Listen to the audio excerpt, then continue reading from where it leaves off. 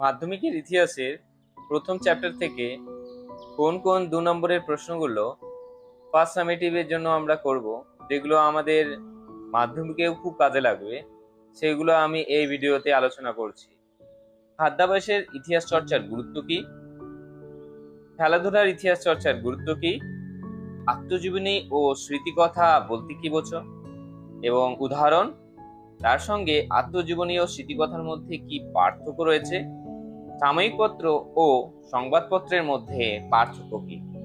স্থানীয় ইতিহাস চর্চা কাকে বলে, অথবা স্থানীয় ইতিহাস চর্চার গুরুত্ব কি বা আঞ্চলিক ইতিহাস চর্চার গুরুত্ব কি, পরিবেশ ইতিহাস চর্চার গুরুত্ব কি, নারীর ইতিহাস চর্চার গুরুত্ব কি,